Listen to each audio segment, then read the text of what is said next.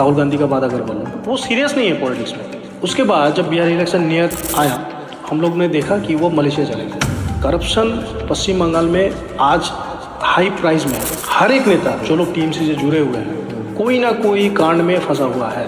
Talk about politics now, because the SIR, or the Special Intensive Revision Purge, seems to be accelerating rapidly, especially in the upcoming state of West Bengal, where assembly elections will be held. And the Supreme Court has granted partial relief to certain categories of teachers affected by the West. For the nation's sharpest opinion now, every night, ladies and gentlemen, every night the truth of Mamata Banerjee's West Bengal, what is happening under her, unravels a little more, peeling like the layers of an onion. Governance के मामले में ममता बनर्जी एकदम zero है। हर एक चीज़ में ममता दी को control पाना है। ये किस आधार पे डिसाइड होता है कि कौन बंगाली है कौन नॉन बंगाली है? मेरे हिसाब से मानिएगा तो मुझे लगता है जो बंगाल में पैदा हुए, जो बंगाल में बड़े हुए, जो बंगाली थोड़ा बहुत जानते भी हैं, बंगाल कल्चर में बड़े हुए हैं, वो सब बंगाली है। यही चीज़ अगर आप टीएमसी से पूछिएगा, उन लोगों के लिए मुसलमान बंगाली है, बांग्लादेशी मुसलमान उन लोगों के लिए बंगाली है। 2021 के बाद जो चुनाव हुआ था, 256 कार्यकर्ता है भारतीय जनता पार्टी के, those were brutally murdered by TMC government, उन लोगों को मार के पेड़ पे लटका दिया गया था। इस सब बात हम लोग बोलते हैं, बोल के हम लोग को बोला जाता है कि हम लोग सांप्रदायिक है, हम लोग हिंदू मुस्लिम करते हैं। अगर कोई इसके लिए लगे किसी को कि बीजेपी हिंदू का पार्टी है, तो है कि क्रिमिनलिज्म बंगाल में आज के डेट में इतना तक बढ़ गया है, उसको हटाने के लिए भारतीय जनता पार्टी का गवर्नमेंट ही चाहिए। कि बीजेपी बहुत सीरियस है इस गवर्नमेंट को यहाँ से निकालने के लिए, और होगा भी। आज एक बात आपको बोलूँ कि आप टैगलाइन करके रखिए, ये एक नया कश्मीर बनने जा रहा है।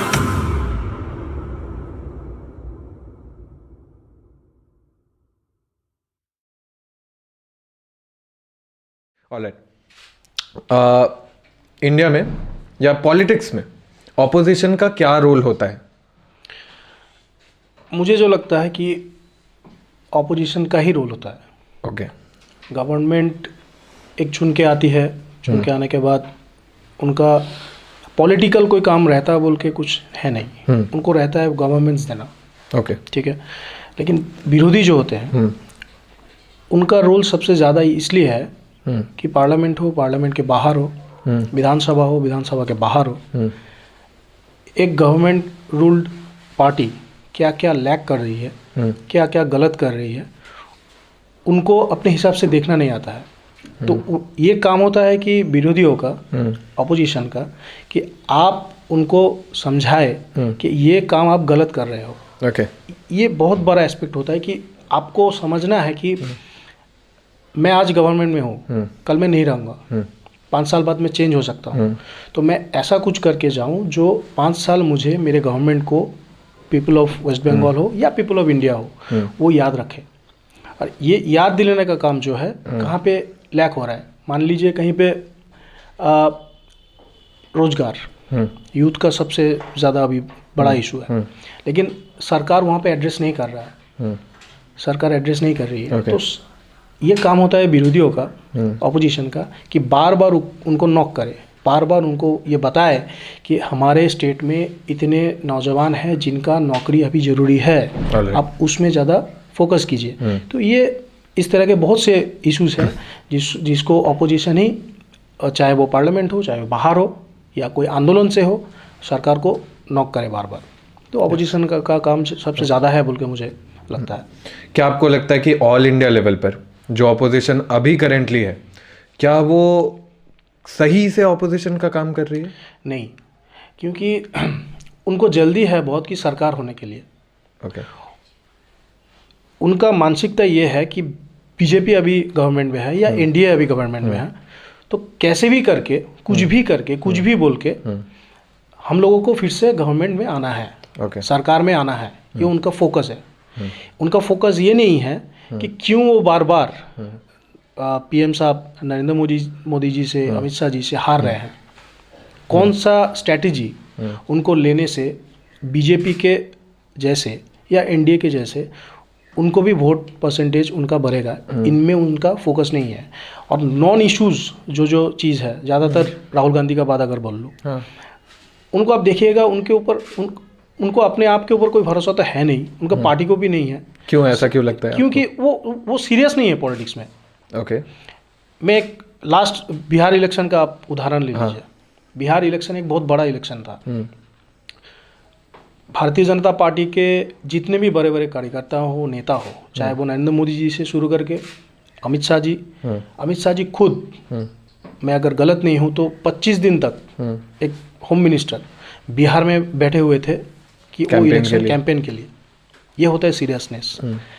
और वहीं पे राहुल गांधी जी वो गए, कुछ स्टंटबाजी इधर उधर किए, तालाब में कूदने में हमने देखा। उसके बाद जब बिहार इलेक्शन नियर आया तो हम लोग ने देखा कि वो मलेशिया चले गए। इलेक्शन तभी कंडक्ट हो रहा है, इलेक्शन ख़त्म नहीं हुआ, वो चले गए मलेशिया। क्यों? किसी को पता है, किसी को पता नहीं है। तो एक फुल टाइम जो प्रोफेशनल पॉलिटिकल पर्सन होगा, जो जिनको ज्ञान होगा, जिनको सीरियसनेस होगा, जिनको उनको पार्टी को फिर से दोबारा से सत्ता में लाना होगा, तो वो ये काम नहीं करेंगे।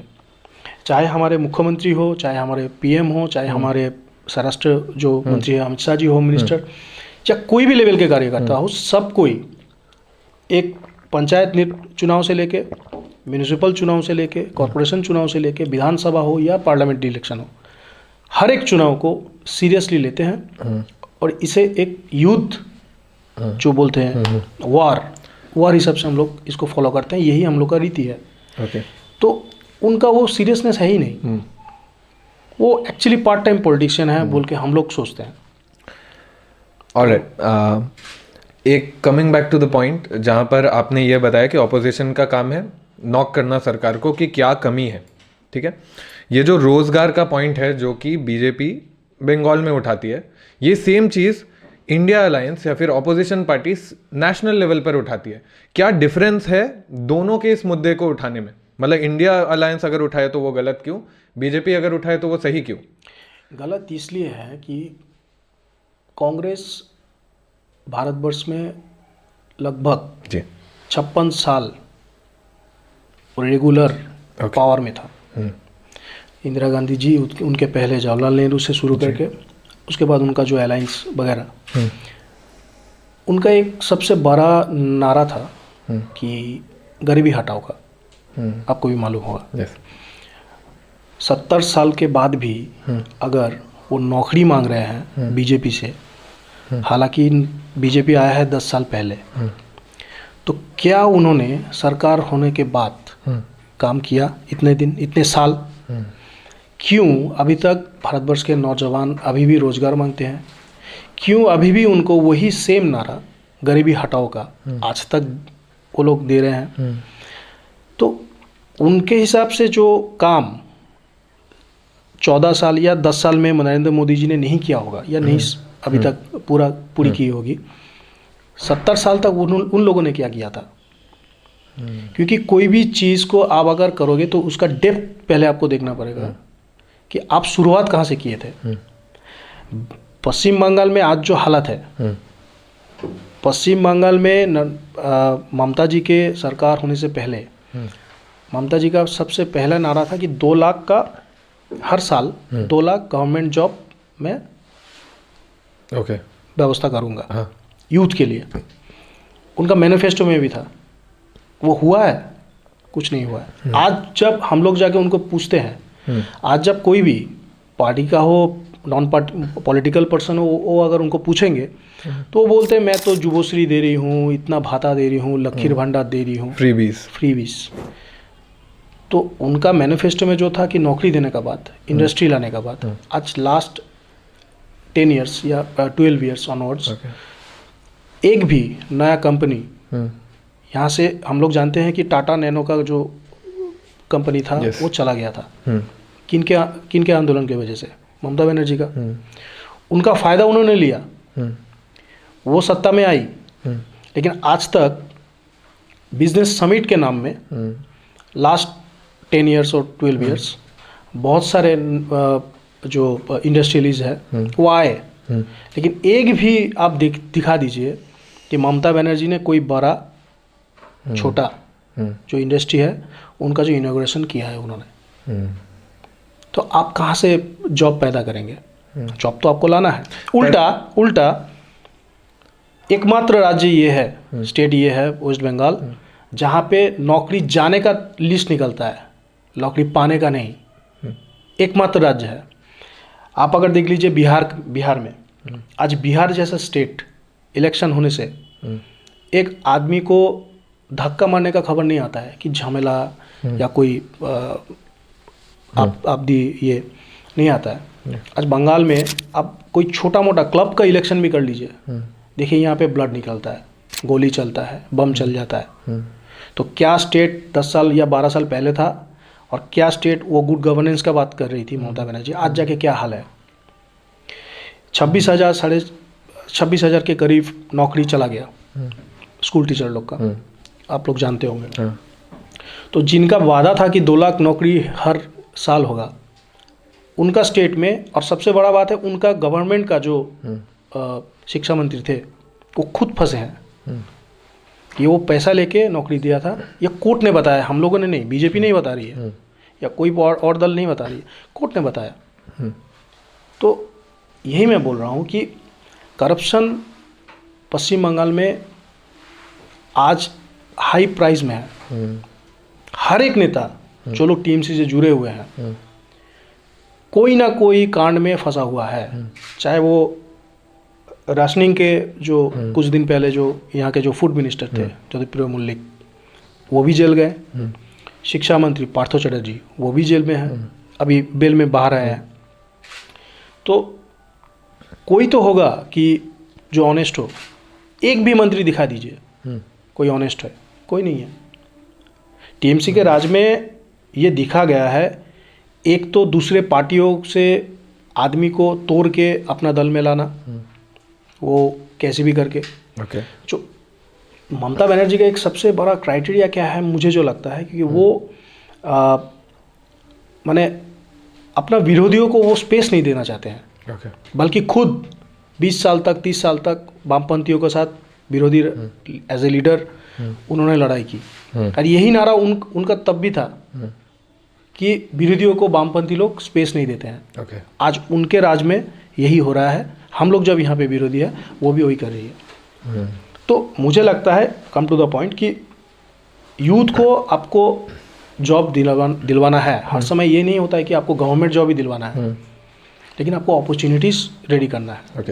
उसके लिए सबसे बड़ा चीज़ होता है कि एक स्टेट में आपको इंडस्ट्री इंडस्ट्री लाना है। वो कहाँ है? वो तो नहीं है, वो मिसिंग है, इसलिए हम लोग लड़ाई कर रहे हैं। Coming back to the point कि आपने जो बताया कि प्रीवियस जो गवर्नेंस था बंगाल में, बीट सीपीएम का टाइम या फिर बीट जो करंट पॉलिटिकल पार्टी है, इन दोनों समय में सबसे वर्स्ट कंडीशन कब का था आपके लिए, और क्यों बीजेपी उससे बेटर टाइम ला सकती है? मुझे दोनों या तीनों बोल सकते हैं। पहले कांग्रेस, उसके बाद वामपंथियों का 34 साल लगातार राज था, उसके बाद ये टीएमसी का। गवर्नेंस के मामले में ममता बनर्जी एकदम ज़ीरो है। As a opposition leader she might be good, but as a government ruler वो एकदम ही अपने अप टू द मार्क नहीं है। दूसरा है कि वामपंथियों ने जो काम छोड़ के गए थे, वामपंथियों ने जो काम के विरोध वो लड़ाई की थी, सेम चीज़ वो खुद दोहरा रही है। जैसे मान लीजिए student politics, students union college में होता है, स्कूल में होता है। आज एक प्रॉब्लम आ रही है हम लोग के पास कि कोई यूथ, हम लोग का जो जेनरेशन है, आप लोग का जो जेनरेशन है, वो पॉलिटिक्स में आने नहीं चाहते हैं। क्यों नहीं आना चाहते? क्योंकि यूथ पॉलिटिक्स ही नहीं है। ये वेस्ट बंगाल में अभी लास्ट 8 और 10 साल से स्टूडेंट्स यूनियन का इलेक्शन नहीं हुआ। कौन नहीं करवाया? ममता बनर्जी खुद। वो क्या चाहती है कि उनका हाथ में पावर रहे, इलेक्शन ना हो, और टीएनसीपी के नाम में उनका ही स्टूडेंट फेडरेशन जो है वो उन लोगों का दबदबा हर एक कॉलेज में, हर एक यूनिवर्सिटी में चले। ऐसा इंडिया के बाकी स्टेट्स में होता नहीं है। कुछ दिन पहले ही तो दिल्ली में यूनिवर्सिटी में जेएनयू में इलेक्शन हुआ, वहाँ पे एबीवीपी हारी है, कुछ डिपार्टमेंट में हारी है ना। तो इन लोगों ने बोला कि देखिए वामपंथियों ने फिर कम बैक किया, तो इलेक्शन हुआ ना। बिल्कुल। अगर गवर्नमेंट ऑफ दिल्ली या गवर्नमेंट ऑफ स्टेट नेशन, हम लोग का बीजेपी गवर्नमेंट अगर नहीं चाहती तो कर पाते, तो हम लोगों ने करवाया। पर पार्टीज ऐसा कर सकते हैं? जरूर कर सकते हैं। ओके। क्योंकि हर एक यूनिवर्सिटी में वाइस चांसलर जो होता है, हाँ। वाइस चांसलर जो होता है, चांसलर होता है राज्यपाल, ओके। वाइस चांसलर जो होता है वो यूनिवर्सिटी का ही कोई प्रोफेसर या कोई होता है। तो वो लोग क्या कर रहे हैं, तो टीएमसी के थ्रू ही अपॉइंटेड कर रहे हैं किसी ऐसे व्यक्ति को जो कॉलेज के गवर्निंग बॉडी के जीबी के एकदम बॉडी के माथा में बैठा हुआ है, ओके। ऊपर में बैठा हुआ है। ओके। जो ये सब उनके थ्रू ही सब हो रहा है। कोई भी यूनिवर्सिटी आप देख लीजिए आज, तो इलेक्शन नहीं हो रहा है। अगर आप इलेक्शन नहीं करवाओगे तो नई न्यू जनरेशन जो कॉलेज में आ रहा है उनका भी कुछ सोच होगा, उनका भी कोई विचार होगा, भले कोई भी विचारधारा के हो, तो उनको एक्सप्रेस करने का तो वो मौका तो देना चाहिए। मैं खुद स्टूडेंट्स पॉलिटिक्स से उठ के आया हूँ। मैं सुरेंद्रनाथ कॉलेज का जनरल सेक्रेटरी रहा। उस समय में इलेक्शन या सिलेक्शन जो भी हो, लेकिन एक कल्चर था कि हर साल या 2 साल में 3 साल में एक बार इलेक्शन होगा। वो आज कहाँ है? नहीं है। तो स्टूडेंट पॉलिटिक्स को एक तरह से ममता बनर्जी का सरकार ने ख़त्म करने का प्रयास शुरू कर दिया है। हालांकि हर एक कार्यकर्ता आप देखिएगा, बीजेपी हो, कांग्रेस हो या वामपंथी हो, बहुत बड़े बड़े लीडर जो छात्र राजनीति करके ही बड़े हुए हैं, लेकिन आज ये हाल है, वो नहीं करना चाहिए। यंगस्टर्स फिर पॉलिटिक्स में घुसे नहीं सकते। इंटरेस्ट ही नहीं पा रहे हैं, तो क्यों आएंगे? अगर आप इंटरेस्ट होगा आपको तब आप आएंगे, तब हम लोग को जो आइडियोलॉजी है, कुछ भी कोई भी पार्टी का कोई भी एक आइडियोलॉजी होता है, आप किसी को भी विश्वास कीजिए, लेकिन आपको तो कल्चर में आना पड़ेगा ना जी। कि कोई बड़ा कोई नेता आ रहे हैं, वो अपना आइडियोलॉजी समझा रहे हैं, मुझे अट्रैक्ट कर रहे हैं, तो मैं जाऊंगा ना उस पार्टी में। आज हम लोग भी छात्र राजनीति में थे, उसके बाद हम लोग लगे कि नहीं, बीजेपी ऐसा पार्टी है जो मुझे करना है, मुझे जानना है, तो मैं आया। तो इस तरह से बाकियों को भी एक मौका देना चाहिए कि आपको कल्चर ही अगर ख़त्म कर देंगे तो कैसे होगा? तो इलेक्शन करवाइए। हम लोग तो बार बार बोलते हैं कि आप इलेक्शन करवाइए, इलेक्शन क्यों नहीं करवा रही है? डर के मारे वो इलेक्शन नहीं करवाइए। अगर वो हार जाए तो एक्चुअली क्या है, वो कंट्रोल चाहती है। हर एक चीज़ में ममता दी को कंट्रोल पाना है, चाहे वो यूनिवर्सिटी हो, क्लब हो, कुछ भी हो, चाहे वो हम लोग बोलते हैं ना मुदी खाना का दुकान, उसमें भी उनको कंट्रोल चाहिए, कुछ नहीं छोड़ती है। इसलिए हम लोग बोलते हैं कि लेडी हिटलर। हिटलर को तो हम लोग देखे नहीं है, किताब में पढ़े हैं, लेकिन उनका और उनके में कोई अंतर नहीं है। मूविंग ऑन, यहाँ से करेंटली अभी कोलकाता में मेसी आया था और मैंने कुछ ऑफिशियल पेजेस पर देखे और कुछ मीम्स या फिर न्यूज़ पेजेस पर देखे कि ये मेसी कांड बीजेपी ने करवाया था। तो क्या ओपिनियन है आपका इसके बारे में? मेरा खुद का इस विषय में 3-4 डिबेट में मैं जा चुका हूँ। पर्सनली बोल रहा हूँ, उनका नाम नहीं बोल सकता यहाँ पे चैनल का। तो स्पेशली मुझे भेजा गया था और ताकि मैंने पर्सनली, मैं खुद एज ए फुटबॉलर बहुत दिन तक प्रोफेशनली खेला हूँ, तो मैं जानता हूँ इस विषय में। तो ऐसा है, जो शतद्रु बोल के जो आदमी को ग्रेप का जो अरेस्ट हुए हैं, जो ऑर्गेनाइज़र है, वो उनका जो कॉन्ट्रैक्ट था, जितना मुझे पता है कि मेसी को अर्जेंटीना से शुरू करके इंडिया तक और जो भारती किरंगन हम लोग का जो सॉल्ट लेक स्टेडियम है, वहाँ तक लाने का उनका कॉन्ट्रैक्ट था। ठीक है।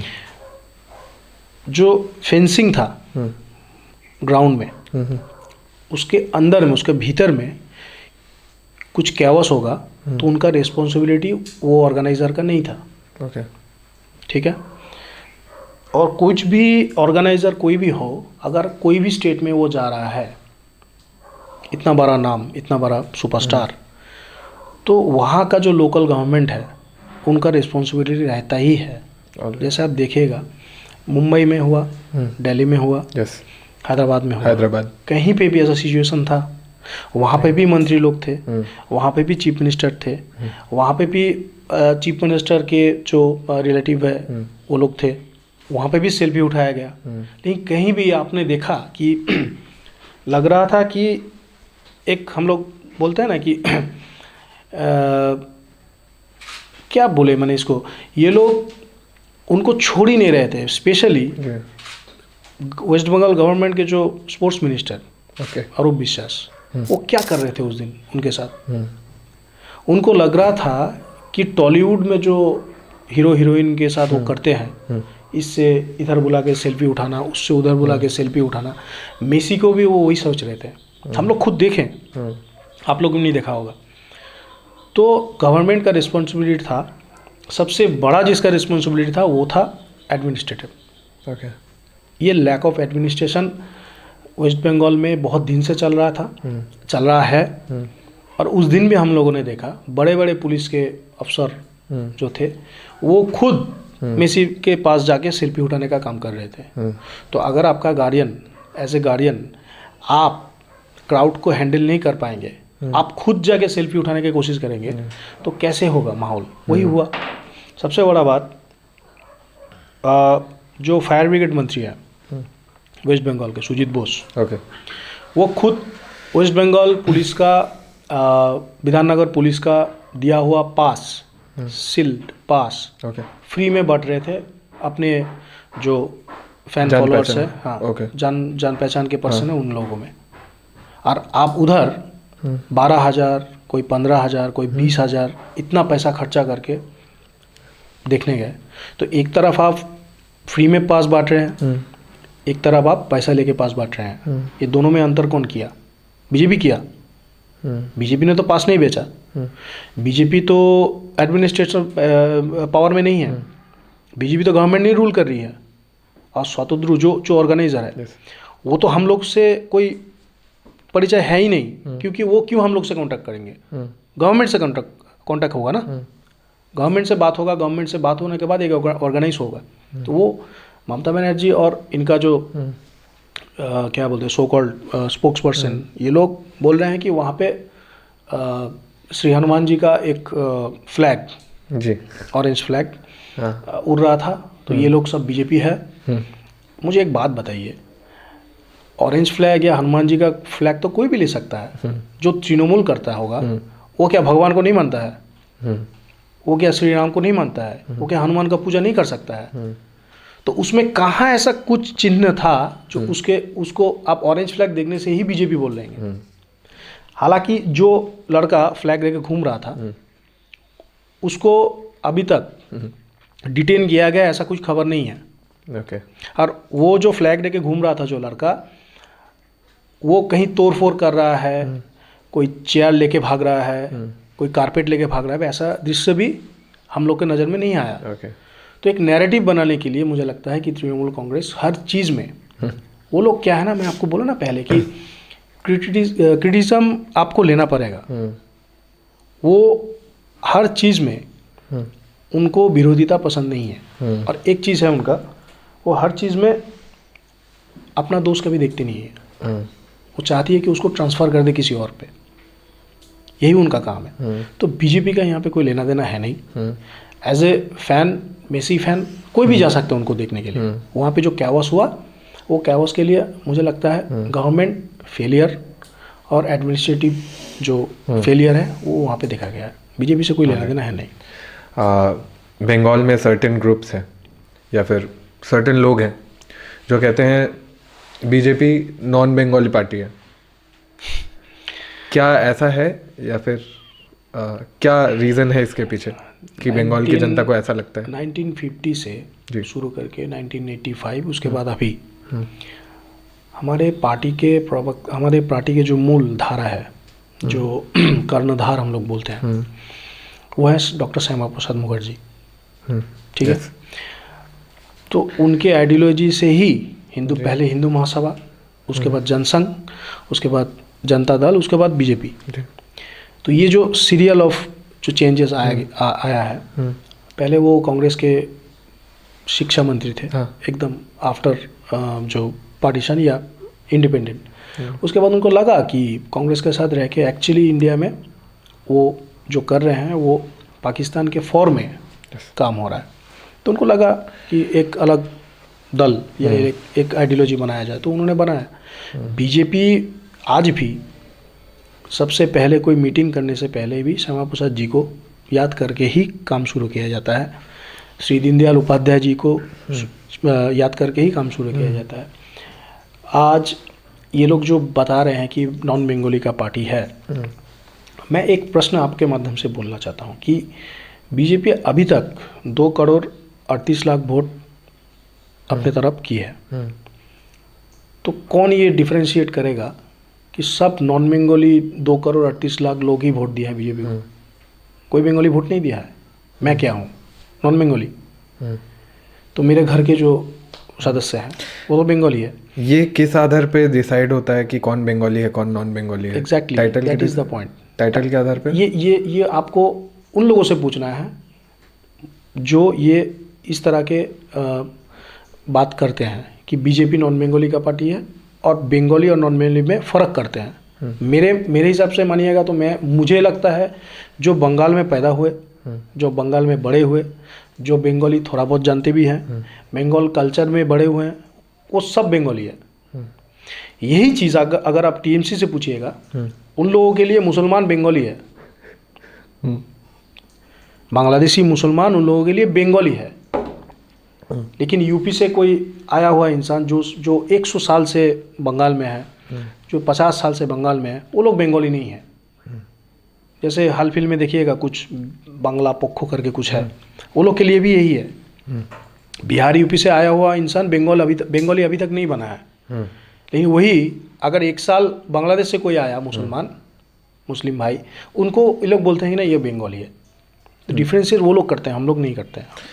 ये जो सर्टेन ग्रुप्स हैं जो कि नॉन गवर्नमेंटल ग्रुप्स हैं, ये लोग जब घेर कर, जैसे you named one of them, तो ये लोग जब घेर कर कुछ लोगों को परेशान करते हैं, इसमें ऑपोजिशन क्या कर रही है?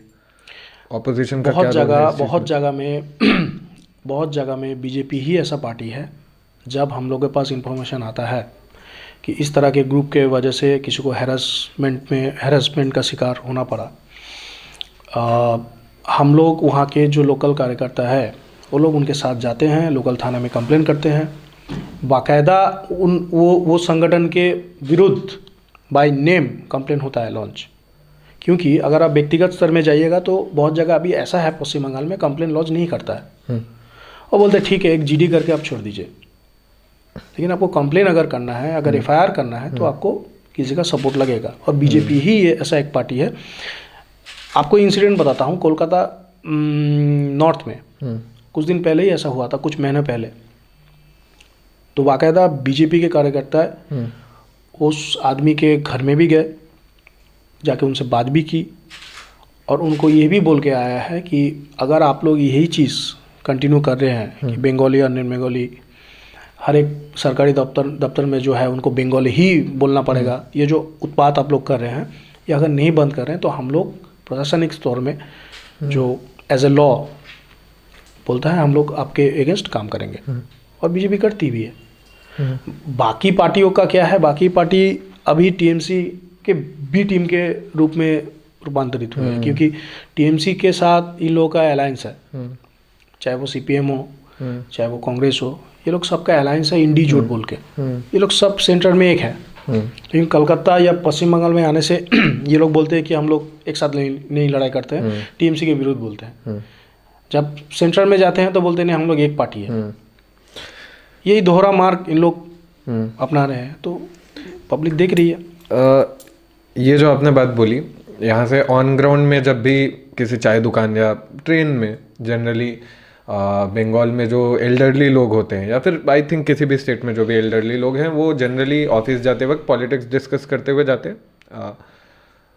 बिकॉज ये मेरे लिए एक इंटरेस्टिंग पॉइंट है, एंड तो कभी कभी मेरा कान चला जाता है, वो डिस्कशन सुनने लगता हूँ मैं।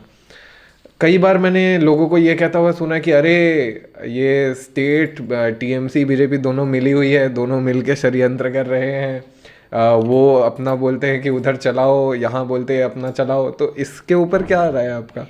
क्यों ऐसा कहा जाता है? 2021 के बाद जी जो चुनाव हुआ था विधानसभा का, उसके बाद 256 कार्यकर्ता है भारतीय जनता पार्टी के, those were brutally murdered by TMC government. माने गवर्नमेंट मीन्स उन लोग के पार्टी के वर्कर के हाथों।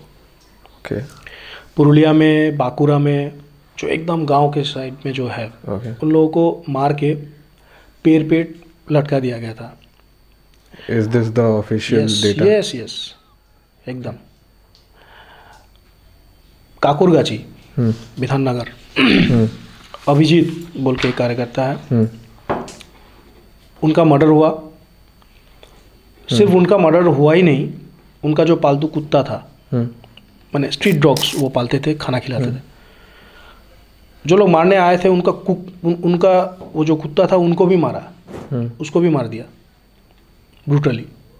उसको तो मारा ही, साथ में ईटा से उसका माने कुत्ता को भी मारा। मैं क्यों बोल रहा हूँ ये बात? आपको लगता है कि अमित शाह जी, मोदी जी, ये जो कार्यकर्ता का हत्या हुआ, बहुत जन ऐसे हैं, बहुत हजार संख्या में ऐसा कार्यकर्ता थे जो लोग अपने घर से बाहर रहने के लिए मजबूर थे गवर्नमेंट होने के बाद, टीएमसी का। अपना दुकान, अपना बिजनेस, अपना घर बार छोड़ के भागना पड़ा। This is somewhere around that Minakha, Swarupnagar, Minakha. Okay. Lok Sabha है बसीरहाट। ऑलराइट, हाँ, ठीक है, बसीरहाट। तो ये सब होने के बाद भी अगर किसी को लगता है कि बीजेपी ममता बनर्जी से सेटिंग करके ये सब कर रही है, तो उनके सोच के ऊपर मुझे कुछ नहीं बोलना, ठीक है। हंसी आती है, मैं खुद भीतर में हूँ, मैं जानता हूँ कि बीजेपी बहुत सीरियस है इस गवर्नमेंट को यहाँ से निकालने के लिए, सिर्फ सत्ता में आने के लिए नहीं। आज एक बात आपको बोल रहा हूँ, ये आप टैगलाइन करके रखिए, ये एक नया कश्मीर बनने जा रहा है, वेस्ट बंगाल। 90s में जब हिंदू पंडितों का हत्या हुआ कश्मीर में, उसके बाद कश्मीर में आज देखिए हिंदू संख्या कितना है, जम्मू छोड़ के नहीं है। वेस्ट बंगाल आज वही कगार पे है। यहाँ के मंत्री जनाब फिराद हकीम वो बोलते हैं कि जो लोग नॉन मुस्लिम होके पैदा हुए हैं, ठीक है, वो उनकी किस्मत खराब है। चलिए एक बात से मान लीजिए, तो उनके हिसाब से, मुस्लिम हिसाब से ही जन्म जो जिसका हुआ है वही रहेगा। उनके हिसाब से ये है, एक मंत्री का है, वो मंत्री भी है, वो बोलते हैं कि मैं तो चाहता हूँ कि अभी बंगाल में कुछ दिन बाद, कुछ साल बाद सब कोई उर्दू में बात करे। संविधान का शपथ लिया हुआ एक मंत्री ये बात बोल रहा है। उसके बाद आपसे एक शाहजहां को ले लीजिए, जो बसीरहाट का, जो अभी अरेस्टेड है। इस तरह के संदेशखाली इंसिडेंट, वो जो अत्याचार हिंदुओं पर करते हैं, या वहाँ के जो कार्यकर्ता लोग हैं बीजेपी के, या कुछ भी पार्टी का हो, तो ये लोग जो कर रहे हैं धीरे धीरे, आप कलकत्ता साइड में चला जाइएगा तो आप देखिएगा, फील कर पाइएगा क्यों मैं ये बात आज बोला कि एक नया कश्मीर बनने जा रहा है। अगर बीजेपी पावर में नहीं आती है तो बांग्लादेश में जो सिचुएशन हो रहा है,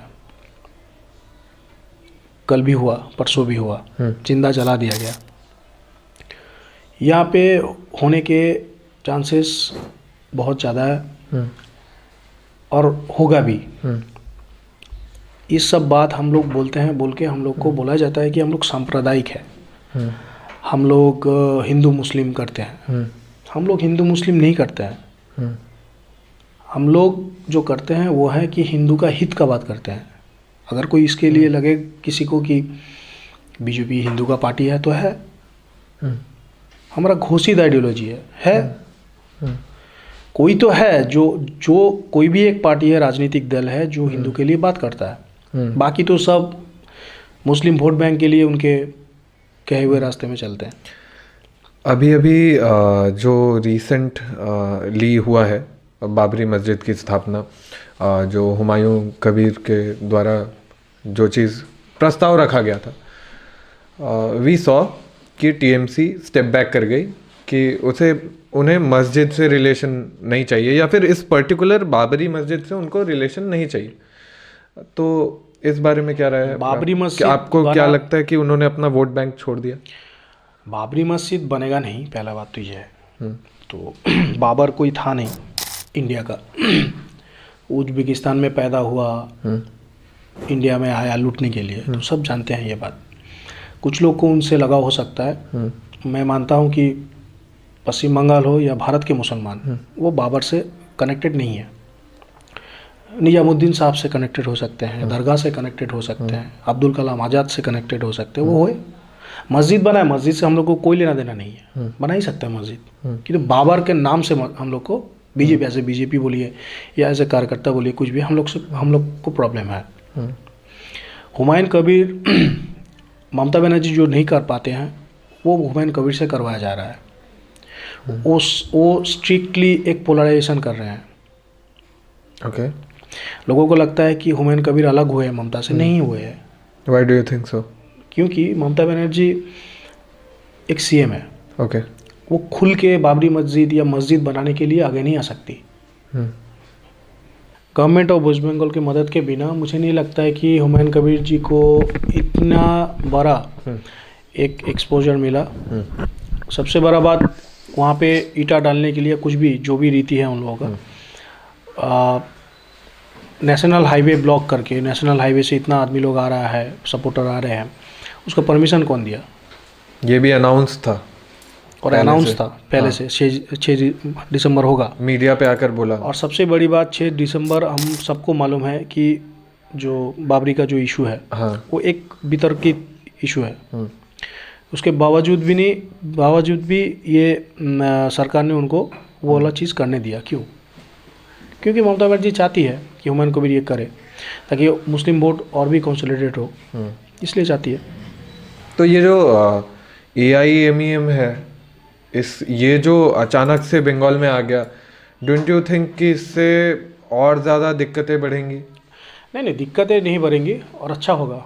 मैंने एज ए पॉलिटिकल पर्सन, कार्यकर्ता पार्टी के, मैं समझता हूँ कि जितना ये लोग आपस में जोट करेंगे, और MIMM तो एक असदुद्दीन ओवैसी जो है, वो तो सिर्फ मुस्लिम का ही बात करते हैं। वो तो छुपाया हुआ नहीं है कुछ, तो वो अपना हक का बात कर ही सकते हैं। उससे बीजेपी को कोई लेना देना नहीं है। बीजेपी को लेना देना है एक ही चीज़ से, गुड गवर्नेंस से। हम लोग बार बार ये बात बोलते हैं कि हम लोग हिंदू मुस्लिम ये राजनीति में जाना नहीं चाहते हैं, जाते भी नहीं हैं। आज देश में कांग्रेस का छोड़ा हुआ जो 2 एम्स था, अभी आज 22 एम्स बनाया गया है। डेवलपमेंट का बात तो कांग्रेस पूछती है ना। पहले आप देखिएगा तो रेलवे जो ट्रैक था, वो 100% इलेक्ट्रिफिकेशन नहीं था, आज 100% ट्रैक में इलेक्ट्रिफिकेशन है। और कश्मीर से शुरू करके बंगाल तक नेशनल हाईवे जिस तरह से बढ़ा हुआ है, जिस रफ्तार से बढ़ रही है, नितिन गडकरी जी जो हमारे सड़क और ट्रांसपोर्ट मिनिस्टर है, तो लोग देख रहे हैं। आज एक जगह से आपको दूसरा जगह जाने के लिए बाय रोड, ऑन रोड आपको अगर जाना पड़ेगा, आप यहाँ से दुर्गापुर चले जाइए, 1 घंटा 1.5 घंटा में पहुँच जाएंगे। ये पहले नहीं था। तो इस हिसाब से देखा जाए तो मेडिकल कॉलेज भी बोलिए, हज़ार से मेडिकल कॉलेज बढ़ रहा है। इंडस्ट्री में आप आज देखिए, बंगाल छोड़ के बाकी जितने भी राज्य है, गुजरात तो एक मॉडल है हम लोग के लिए, महाराष्ट्र बोलिए, आज बिहार में 3 बड़ा इंडस्ट्री आया अभी तक का जितना खबर है। जैसे कि अंबानी में शायद वहाँ पे कुछ इन्वेस्टमेंट कर रही है पोर्ट में, ऐसा कुछ। अदानी नालंदा पे कुछ उनका इन्वेस्टमेंट हो रहा है। तो देखिए, मैं इतना मानता हूँ कि बीजेपी डेवलपमेंट की राजनीति करती है। बीजेपी हमेशा जो बोलते हैं कि बीजेपी हिंदू मुस्लिम करती, नहीं करती है। आज जाके जब कोरोना का टाइम पीरियड आया, वैक्सीनेशन के जो इतना बड़ा देश, वैक्सीनेशन के टाइम पे भी आप देखिएगा 80 करोड़ लोगों को फ्री में ration. This is not a matter of joke. किसी ने नहीं कर पाया, मोदी जी ने किया। उसमें तो नहीं देखा गया कि राशन मुस्लिम को नहीं मिलेगा, उसमें नहीं देखा गया राशन TMC को नहीं मिलेगा, तो सबको मिला। आज 60 करोड़ जो बिलो पॉवर्टी लाइन के नीचे, जो BPL जो बोलते हैं हम लोग, गरीब, उनके घर में छत देने का काम मोदी जी ने किया है आवास योजना में। जो राहुल गांधी के बाद पहले उठा, मैं बोल रहा हूँ, राहुल गांधी अमेठी से जीतते थे। वो राहुल गांधी जहाँ से जीतते थे, 2 बार सांसद थे, उनका एरिया, उनका लोकसभा क्षेत्र जो है, वो लोकसभा क्षेत्र से इलेक्ट्रिक का जो लाइन है वो 100% नहीं था गांव में, आज पूरा हुआ है। स्मृति ईरानी जी जब इसके पहले लोकसभा से जीते हुए थे, कंप्लीट है। तो हम लोग डेवलपमेंट की राजनीति करते हैं और डेवलपमेंट ही सब चीज़ के ऊपर है। और हम लोग ये मानते हैं कि बंगाल में आज के डेट में 7 लाख करोड़ कर्जा है सरकार के ऊपर। कर्जा है? यस, ये ऑन रिकॉर्ड है। बैंक से, ओके, रिजर्व बैंक से। हाँ। ये कर्जा जो है, ये कर्जा सीपीएम के टाइम में 1.5 लाख या 2 लाख करोड़ था। ओके।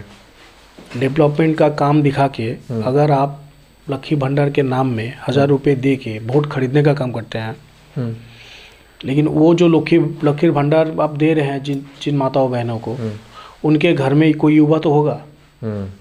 आप अगर उनको लक्ष्मी भंडार नहीं देके उस घर में रहते हुए जो युवा है उनको एक सरकारी नौकरी देने का काम करते, तो उनको क्या लक्ष्मी भंडार देने का दरकार पड़ता?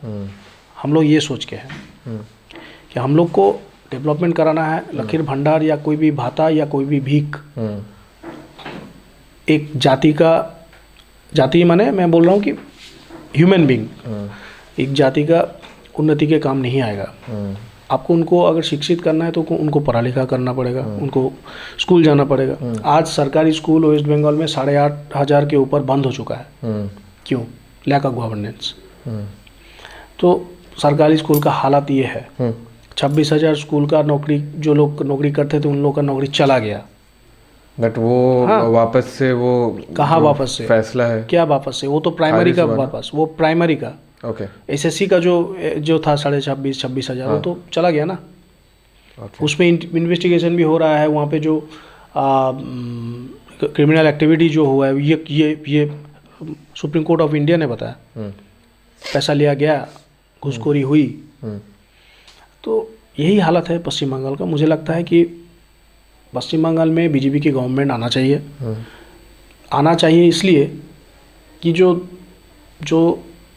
कर्जा पश्चिम बंगाल सरकार ने अभी तक बनाया दिया उनका है, वो अगर सेंट्रल का पावर और राज्य का पावर सेम गवर्नमेंट नहीं होगा तो ये जाना मुश्किल है। क्योंकि ये समझना पड़ेगा कि ये जो कर्जा इसने लिया ये दिन दिन और बढ़ेगा, ये कमने का कोई चांसेस तो दिख नहीं रहा है। तो सेंट्रल को एक बड़ा सा पैकेज बंगाल को देना है। और मुझे लगता है कि अगर सरकार होता है पश्चिम बंगाल में 26 में, तो सेंट्रल गवर्नमेंट ये करेगी। मतलब ये कर्जे को हटा दिया जाएगा? हाँ, हटा दिया जाएगा, या हटाने के लिए कुछ ना कुछ प्रोविजन। यहाँ की गवर्नमेंट भरपाई करेगी? हाँ, भरपाई करेगी। यहाँ पे इंडस्ट्री होगा। देखिए, आपको अगर कर्जा रिमूव करना है तो आपको तो अर्निंग चाहिए, आपका रेवेन्यू अर्न करना चाहिए। आपका रेवेन्यू अर्निंग में पश्चिम बंगाल सरकार के पास, अभी ममता सरकार में क्या है? सिर्फ दारू बेचना। हर एक जगह में चले जाइए, दारू का लाइसेंस फ्री, बार होते जा रहा है। और वो लोग बोलते हैं बंगाली में कि वो जो बांग्ला बोल के कुछ होता है, हाँ, दारू, उसको भी दाम कमा दिया या बढ़ा दिया। खाओ पियो मौज में रहो, ये सिचुएशन है पश्चिम बंगाल में। तो रेवेन्यू अर्निंग का एक ही चीज़ है यहाँ पे, दारू बेचना। और क्या है, क्या इंडस्ट्री यहाँ पे है आप बताइए मुझे, जहाँ से सरकार को अर्निंग है? सिन टैक्स जो होता है, दर्शकों को समझ आए इसके लिए एक बार मैं एलेबोरेट कर देता हूँ।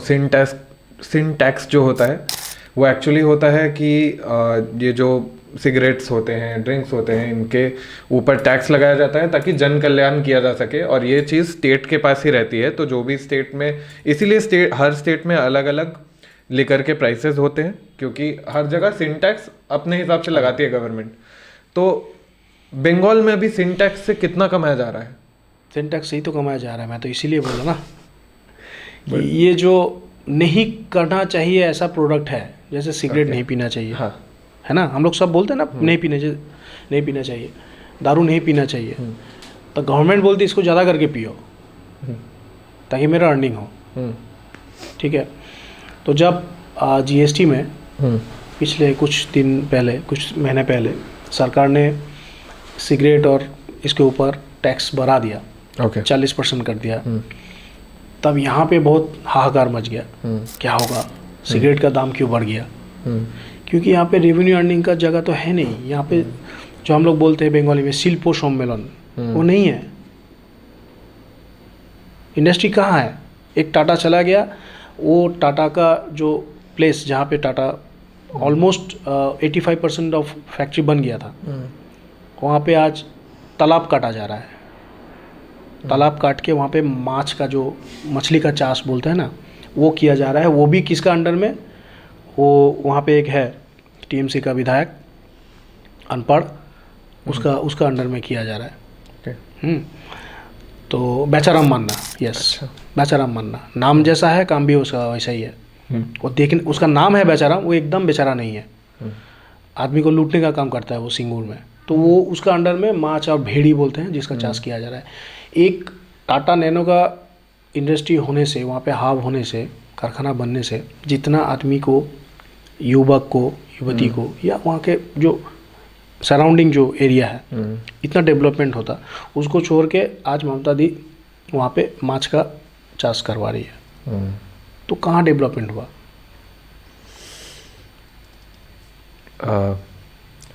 मूविंग ऑन, मेरा बहुत देर से ये सवाल था मन में।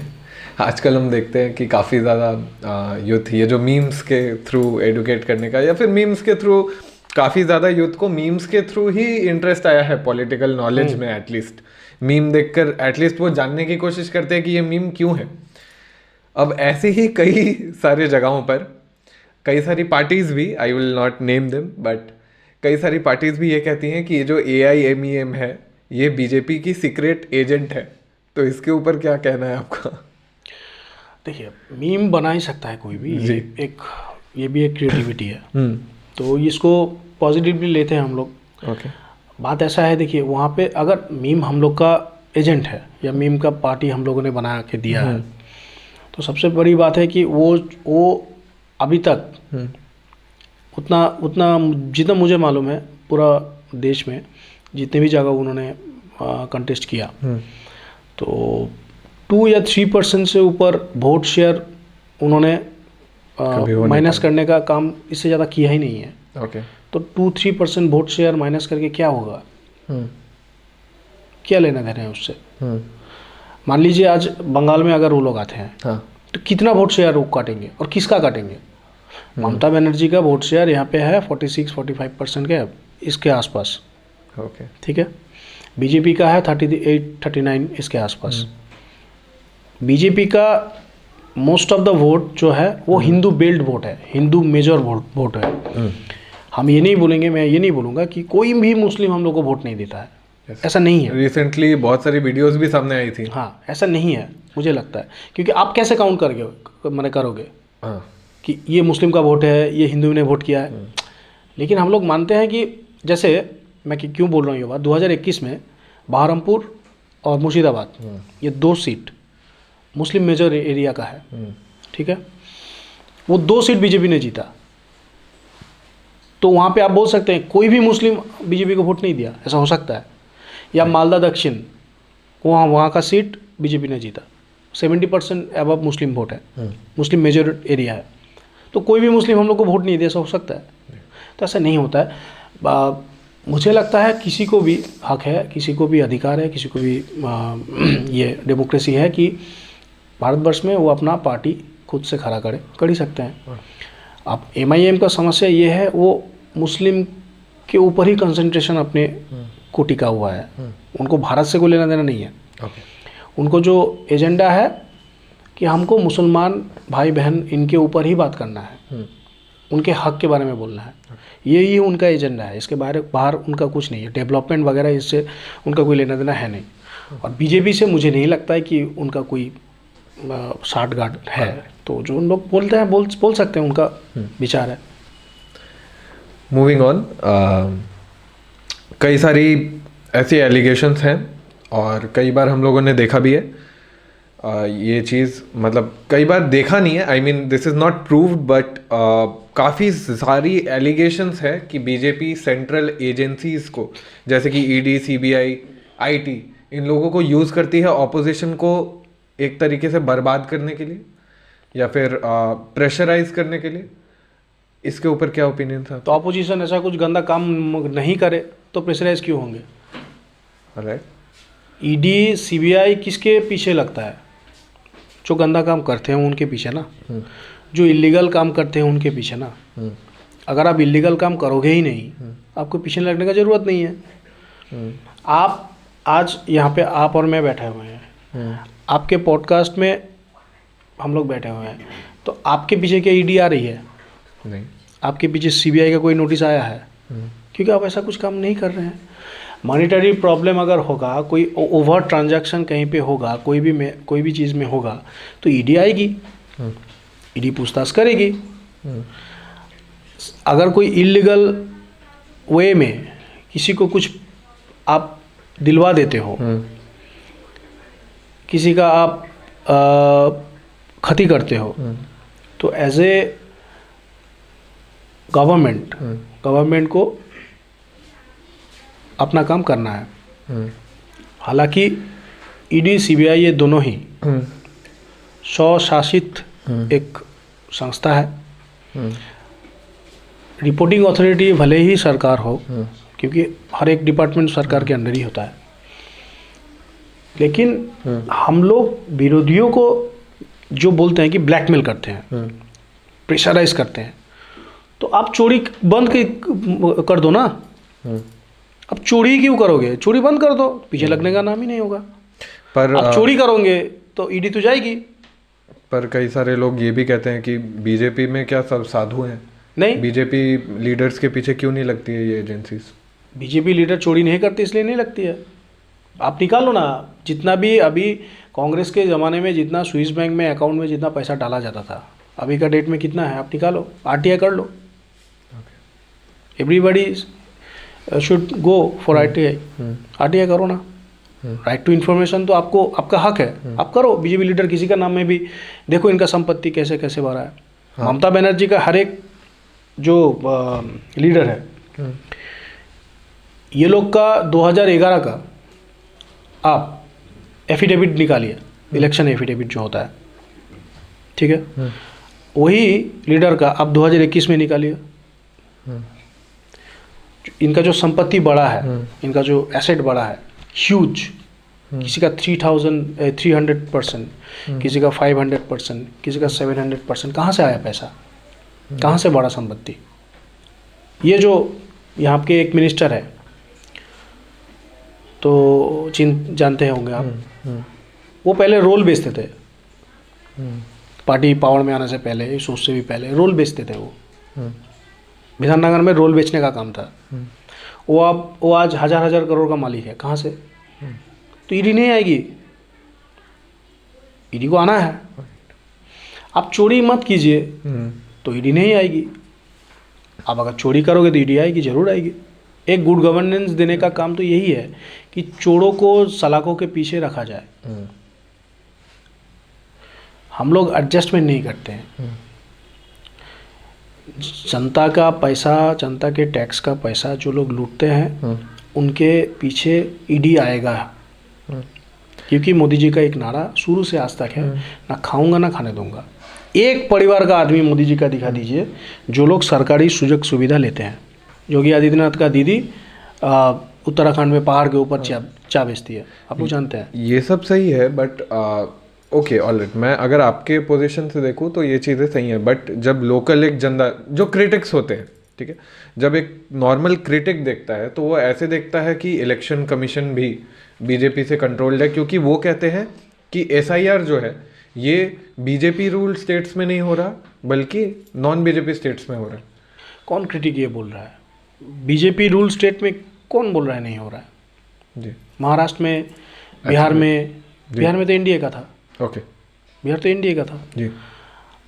बंगाल के साथ और 11 राज्य में हो रहा है एसआईआर। ऑलराइट, आप पता कीजिए, राजस्थान से शुरू करके ओके, हरियाणा, ओके, आपका मध्य प्रदेश, उत्तर प्रदेश, सब जगह अनाउंसमेंट हुआ है। एसआईआर तो एक प्रोसेस है। इलेक्शन कमीशन ऑफ इंडिया इसके पहले 13 बार, अगर मैं भूल नहीं हूँ तो 13 बार एसआईआर कर चुकी है। हाँ, आप बोल सकते हैं स्पेशल इंटेंसिव रिवीजन नहीं हुआ है। इंटेंसिव रिवीजन तो हुआ है, 2002 में हुआ है। तो तब तो 24-25 लाख नाम बात गया था, खारिज हुआ था। तो तब वामपंथियों ने इतना हल्ला मचाया था? नहीं, क्योंकि तब उनका शासन था। ये एक नॉर्मल प्रोसेस है। Election commission of India, supreme court ordered कि इलेक्शन कमीशन ऑफ इंडिया के काम में कोई भी हस्तक्षेप नहीं कर सकता है। कोई भी करेगा तो सुप्रीम कोर्ट को आगे आना पड़ेगा। यहाँ पे ममता बनर्जी भी कोई नहीं है, नरेंद्र मोदी जी भी कोई नहीं है। वो लोग अपने हिसाब से काम करते हैं। जो लोग पश्चिम बंगाल के नहीं हैं, जो लोग भारतवर्ष के नहीं हैं, जो लोग म्यांमार, बांग्लादेश से यहाँ पे आए हैं इलीगली, उनका वोटर कार्ड बना दिया गया है, उनका जन्म पत्री बना दिया गया है, उनका आधार कार्ड बना दिया गया है। कैन यू फील दैट कि उनको रहना चाहिए वोटर कार्ड में? वो लोग यहाँ के नागरिक हैं नहीं, वो लोग घुसपैठिया है, वो लोग आके हम लोग का हक मार रहे हैं। तो क्यों ऐसे किसी को वोट डालने दिया जाए? मैं एज एन एग्जाम्पल बोल रहा हूँ, लवली खातून बोल के एक टीएमसी के पंचायत के प्रधान, ठीक है, वो आए 2014 में, 14 के बाद 15 किस कंस्टिट्यूएंसी से है ये मैं बोलता हूँ कहाँ का है। लवली खातून, मैं नाम बता दे रहा हूँ, पंचायत का प्रधान बनी। हाई कोर्ट में ऑर्डर से, हाई कोर्ट के ऑर्डर से उनको इलीगल इमिग्रेंट्स घोषित किया गया। टीएमसी के पंचायत के प्रधान थे, उनको निकाला गया। हाई कोर्ट ने बोला इनको निकालिए, चेंज किया गया।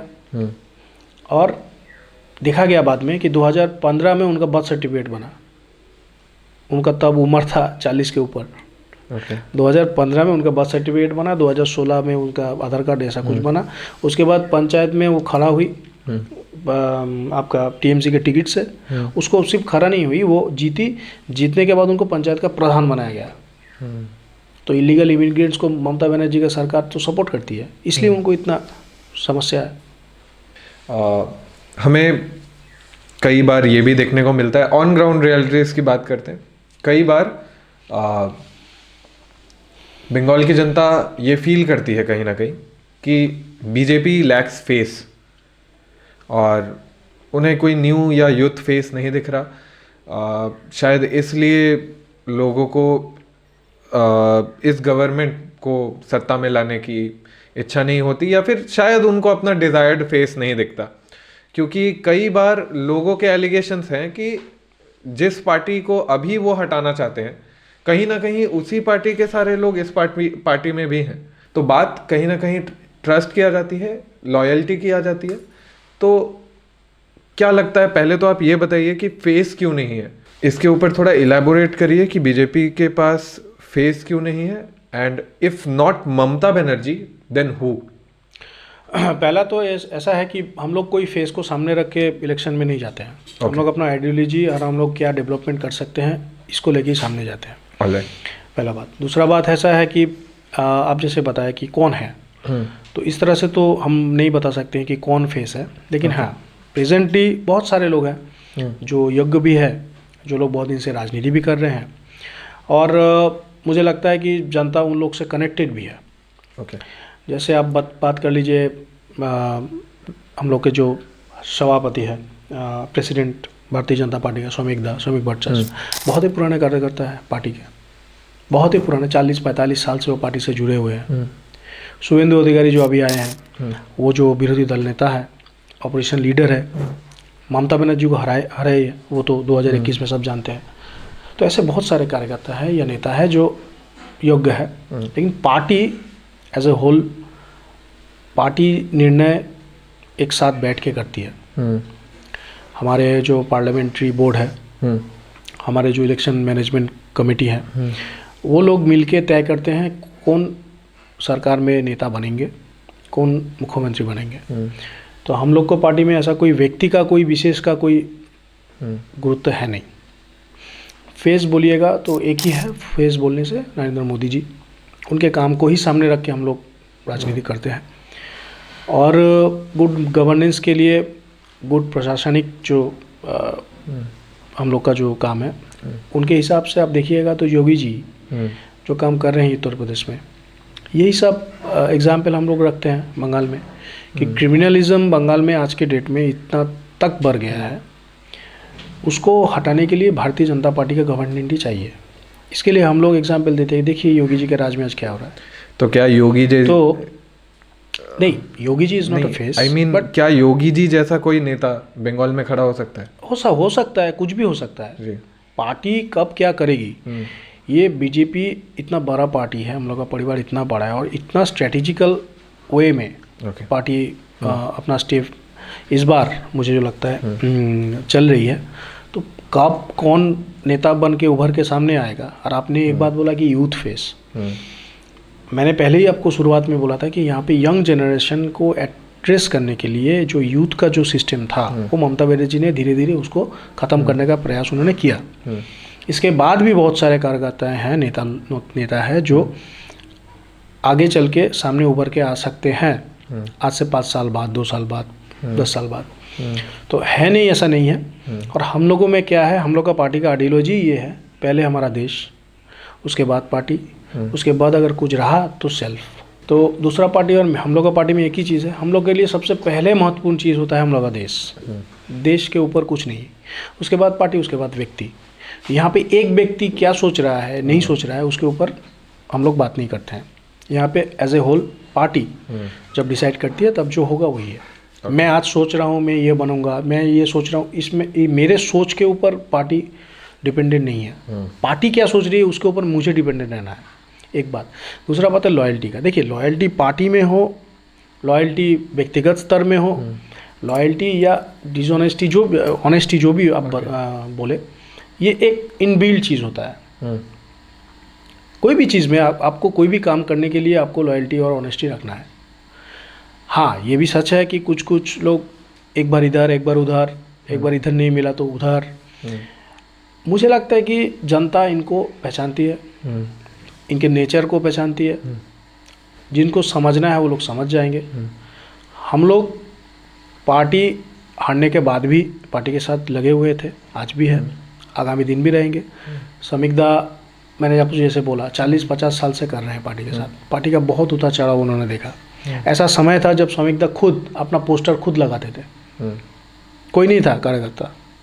तो उस हालत से शुरू करके कोई किसी ने सोचा भी नहीं था कि बीजेपी आज इस जगह में आएगी कि सत्ता में आने का चांसेस होगा। तो कर रहे हैं उसी विश्वास से। और जो लोग इधर आते हैं फिर चले जाते हैं, उन लोग के ऊपर पार्टी ध्यान रख रही है। पर ऐसा क्यों है कि जो लोग लॉयल नहीं है एक पार्टी की तरफ, बीजेपी उन्हीं को टिकट्स देती है? नहीं, ऐसा नहीं है।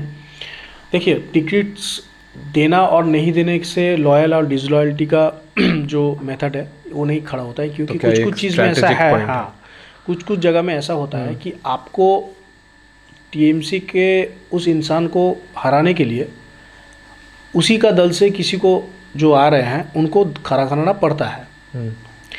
मुझे जो लगता है 2021 का बाद आप जैसे नॉक कर रहे हैं, जैसे बोल रहे हैं, जैसे हुआ था टिकट के जो भी विषय में, एक पॉलिटिकल मैच्योरिटी होता है।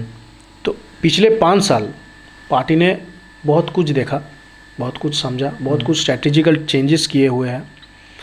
इस बार ज्वाइनिंग के जो विषय हैं वो भी बहुत सीरियसली पार्टी के जो बड़े नेता हैं वो लोग देख रहे हैं। और मुझे नहीं लगता है कि पहले जैसा सिचुएशन अभी है, तो जो भी चाहा, कल उधर से कुछ नहीं मिला तो इधर आगे बीजेपी से मिल जाएगा। इस बार ऐसा होने वाला है नहीं, मुझे जो जितना लगता है। तो देखिए, जिसको डिसलॉयल होना है वो होगा ही, चाहे वो इधर रहे चाहे वो उधर रहे।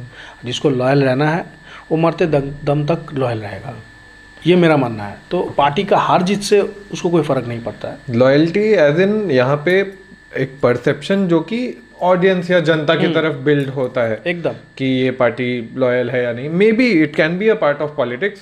ऑफ कोर्स ये एक वर्क प्लेस का पार्ट हो सकता है कि हाँ, स्ट्रैटेजिकली आप किसी पार्टी में मूव इन कर रहे हो या मूव आउट कर रहे हो, वो एक स्ट्रैटेजिक पार्ट हो सकता है। बट लॉयल्टी एज इन जो ऑडियंस देखती है, जो जनता देखती है, उनके तरफ उन्हें एक ऐसा भी तो होता है, जनता देखती है बोल के ही तो देखती है। इसीलिए मैं ये बता रहा हूँ, बहुत सारे लोग ऐसे हैं कि उस दल पार्टी ए में थे, पार्टी बी में चले आए, पार्टी बी में आने के बाद फिर से टिकट मिला, लेकिन जनता सब नज़र रख रही थी।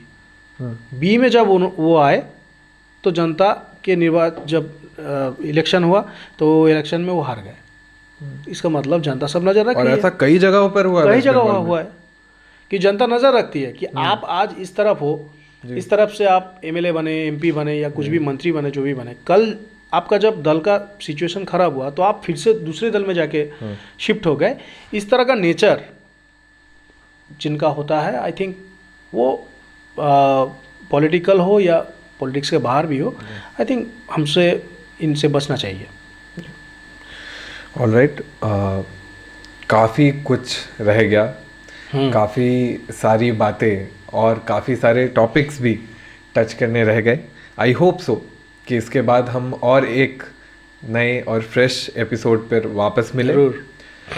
Thank you so much for being there as our guest today. I think बहुत सारी पॉलिटिकल नॉलेज हमें आज भी मिली है। ऐसे ही वैल्यूएबल और एडुकेशनल कंटेंट के लिए शून्य को सब्सक्राइब करें।